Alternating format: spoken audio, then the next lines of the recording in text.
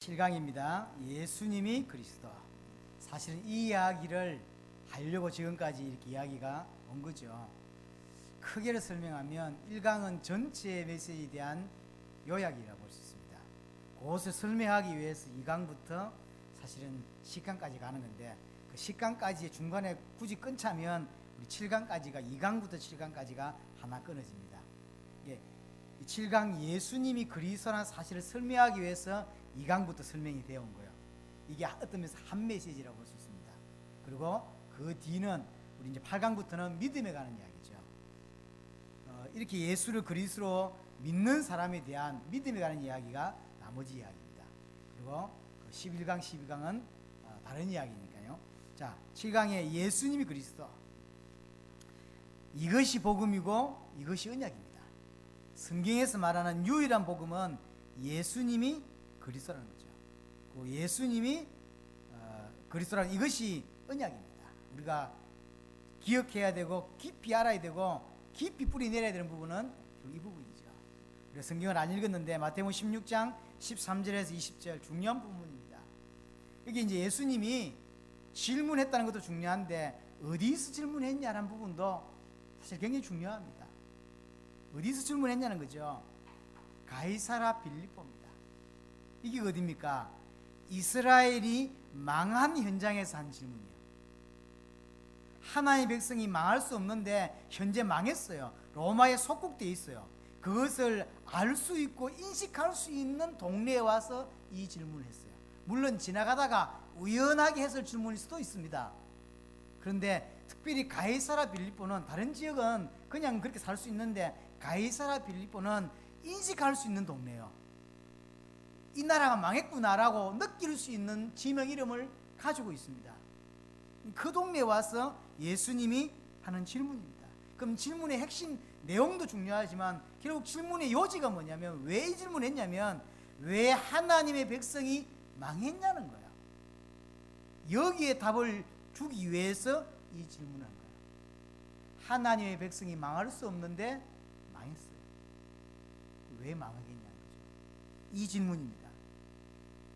굳이 답을 먼저 내리자면 언약을 놓쳤기 때문에 망한 거죠. 하나님의 백성은 절대로 망할 수 없어요. 근데 언제 망하냐면 언약 놓칠 때, 복음을 놓쳤을 때, 복음을 모를 때 망하는 겁니다. 예수님을 어떻게 알고 있는지 예수님 묻습니다. 사람들이 나를 누구라 하느냐. 그러니까 지금까지 예수님의 여러 가지 행적을 보고 예수님을 어떻게 알고 있는지를 물은 거죠. 그러니까 세례요한 같다, 엘리야 같다, 에레미야 같다, 선지자 같다 이렇게 대답했어요. 이게 지금 예수님의 어떤 행적, 어떤 모습을 보니까 이런 게 있다는 거죠. 예수님이 바리새인들에게 아주 꾸짖고 독사의 자식이라 그러고 아주 이 나라 정치라든지 사회를 보고 아주 거침없이 비판하니까 세례요한 같다 이렇게 말했다는, 이렇게 말한 거죠. 왜냐하면 예수님의 모습에 그렇게 보인다는 거죠. 또 예수님이요 죽은 자를 살리기도 하고 물 위로 걸어가기도 하고 많은 기적, 일반 사람들이 행할 수 없는 기적과 능력과 치유를 행하니까 엘리야 같다, 꼭 엘리야 같다 이렇게 이제 느낀 거죠. 예수님의 모습을 보고. 또는 어떤 사람들이 그 안타까움을 보고 눈물을 흘리기도 하고, 그래서 이렇게 사람을 도우기도 하고 먹을 것을 주기도 하고 이런 모습을 보니까 이 에레미야 같다 이렇게 표현하고요. 또 말씀이 얼마나 힘이 있는지 일반 사람들이 말하고 다르다고 되어 있어요. 성경에 보니까 아주 말씀이 능력이 있고 도무지 자기들을 말하고 다른 거죠. 그러니 예수님은 선지자 같다 이렇게 본 거죠. 그래서 망한 거예요. 예수님을 보고 세례 요한이다, 엘리야다, 에레미야라 이렇게 본 거예요. 그래서 망한 겁니다. 많은 교회가, 많은 성도들이 오늘날 예수님을 보고 세례 요한처럼 믿습니다. 예수님을 보고 엘리야처럼 믿습니다. 예수님을 보고 에레미야처럼 믿는다니까요. 오늘 똑같습니다. 그래서 이 땅의 문제가 뭔지를 정확히 못 봤기 때문에 사실은 사회개혁, 정치개혁, 우리나라 지금 보세요. 그게 잘못된 게 아닙니다. 그러나 정말로 목사는 뭐 해야 되고 성도는 이럴 때 뭐 해야 됩니까? 그럼 올바른 대통령이 세워지면 이 나라가 괜찮아집니까? 아니라니까요. 진짜 중요한 건 저게 아닙니다. 저걸 하지 말란 말이 아니요. 그거는 개인으로 갔기 때문에 문제가 되는 게 아니요. 그러나 정말로 인생의 문제가 뭔데? 대통령 바꾼다고, 국회의원 바꾼다고 인생이 바뀌지냐고요? 사회가 바뀌지냐고? 아니라는 거죠. 많은 성도들이, 많은 목사들이 오늘날 예수님을 세례요한처럼 믿습니다. 그래서 사회개혁, 정치개혁, 인권운동 하는 거예요. 오늘날 많은 사람들이 교회를 왜 오냐? 능력받기 위해서, 치유받기 위해서. 그래서 교회 옵니다. 그래서 망한 거예요. 많은 사람들이 구제운동하고 봉사운동합니다. 많은 사람들이 이웃을 돕습니다. 좋은 것입니다.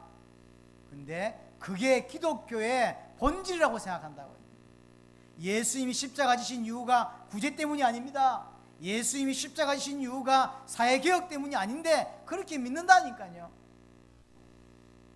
예수님을 만난다고, 예수님을 만진다고, 예수님께 능력을 받았다고 구원받느냐고? 아니지 않습니까? 그렇죠? 예수님 당시에 예수님을 만난 사람 많고, 예수님을 만진 사람 많고, 예수님 때문에 다시 살아난 사람도 있습니다. 그러면 구원받냐고? 내가 죽었어요. 근데 예수님 때문에 살아났어. 그럼 그 사람은 구원받냐고? 대한민국 전 세계 한번 보세요. 구원받았다고 생각합니다.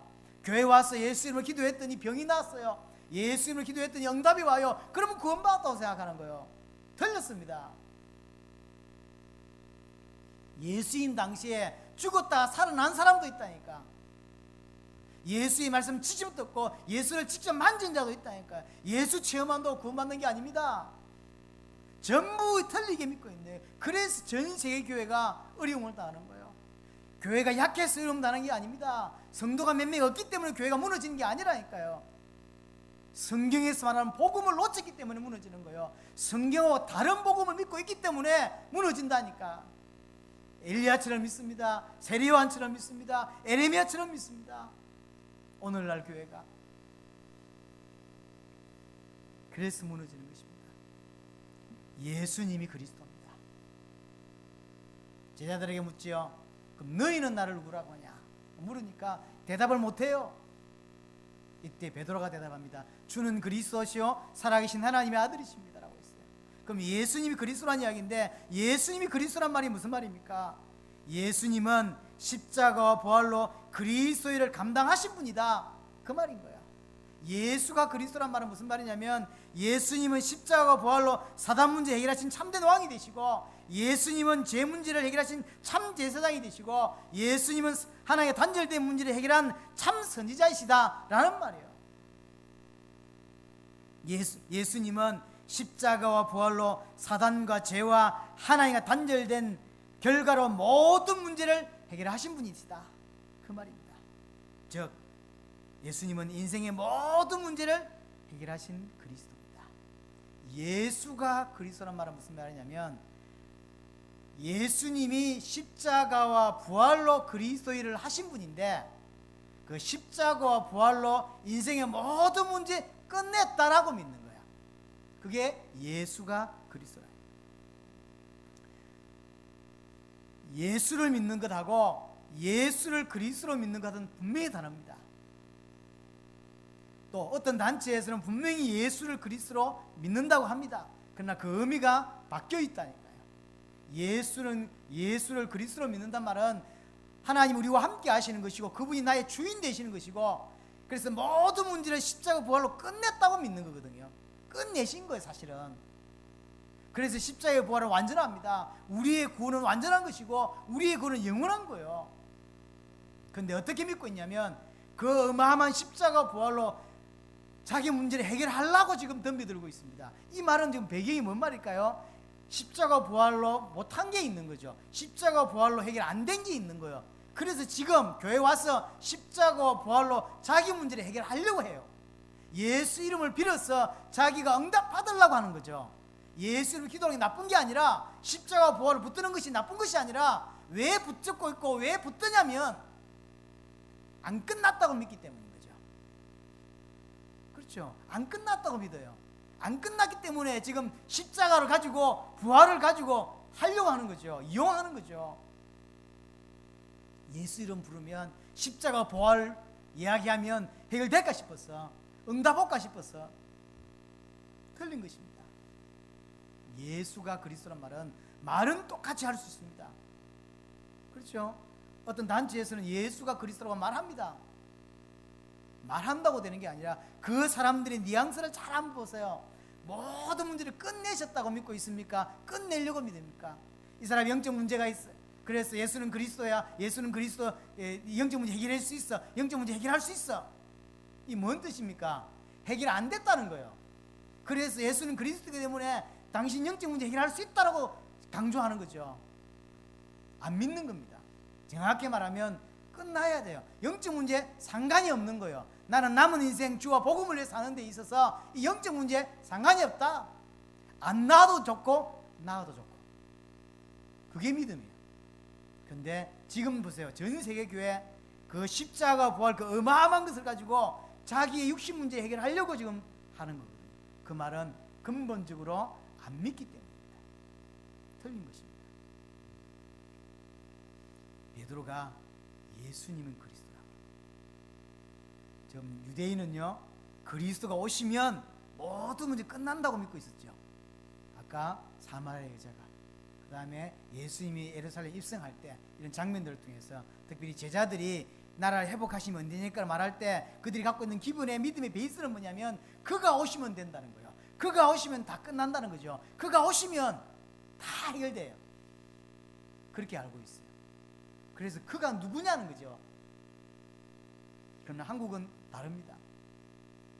기본적으로 그리스도에 대한 믿음이 없어요. 그렇죠? 유대인하고 우리는 다릅니다. 기본적으로 그리스도에 관한 믿음이라는 게 없어요. 그래서 이 믿음이 설명되어야 돼요. 그래서 기독교인으로 하여금 유대인처럼 성경에 나와 있었던 것처럼 그리스도를 대망하게 만들어야 돼요. 지금 믿음을 가지고 있는 우리의 믿음은 어찌해야 되냐면 다시 그분을 기다리는 거예요. 구약의 이스라엘 백성들이 그리스도를 초림을 기다렸듯이 지금 우리는 다시 오실 그리스도를 기다리고 있는 것이 올바른 믿음입니다. 사실은 성경은 똑같습니다. 예수님이 그리스도란 말은 예수님이 하나님의 아들이라고 하는 거죠. 주는 그리스도시요 살아계신 하나님의 아들입니다라고 했습니다. 여기에 중요한 부분이 뭡니까? 예수님이 동정녀로 오셔야 돼요. 몸을 통해요.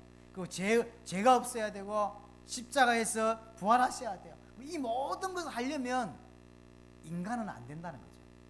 하나님, 죄 없이 어떻게 오냐고요? 하나님이어야 돼요.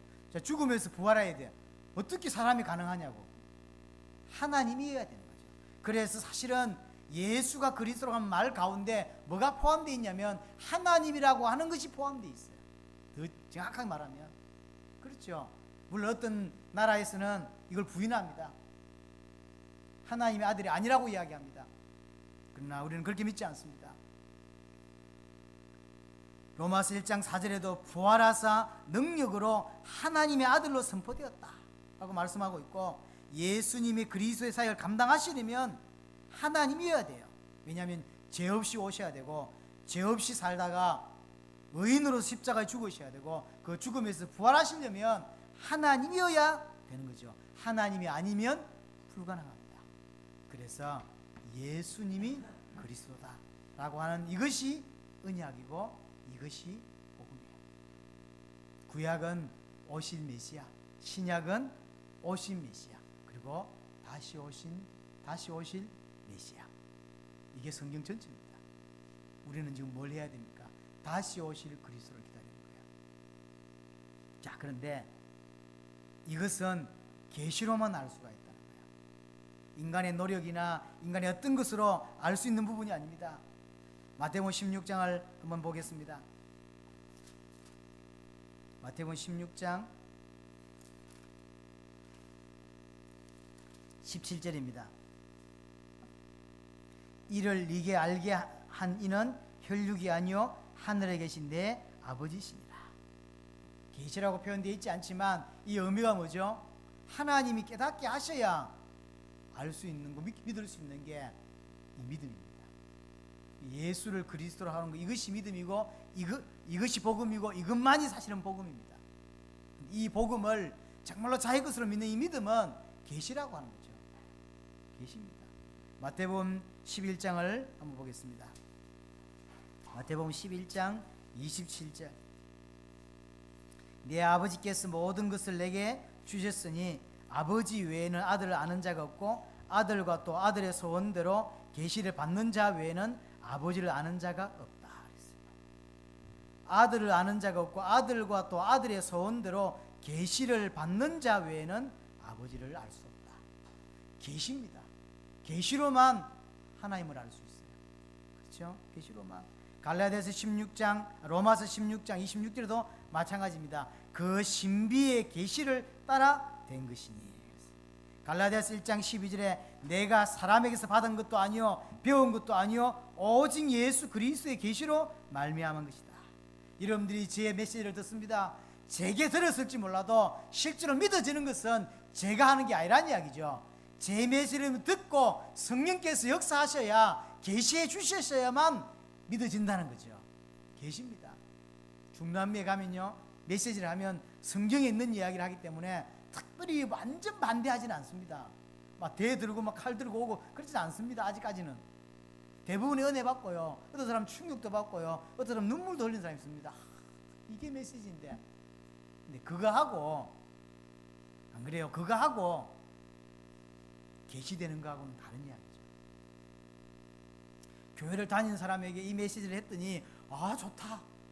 아 정말 좋은 메시지다. 이거 하고 계시로 믿어지는 거하고는 다른 거예요.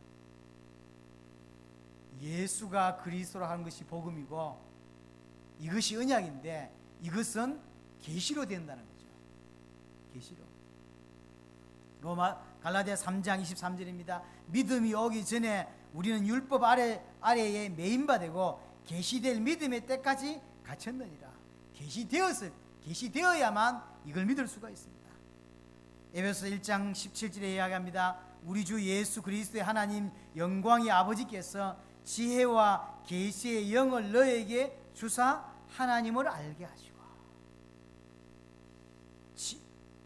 지혜와 계시의 영을 너에게 주셔서 그래야만 하나님을 알 수 있다라고 바울은 표현하고 있습니다. 정리하십시다. 자, 2가에서부터 7강까지는 예수가 그리스도라는 것을 설명하기 위해서 쭉 설명해 왔어요. 어째서 예수가 그리스도냐? 예수님의 삶을 보니까.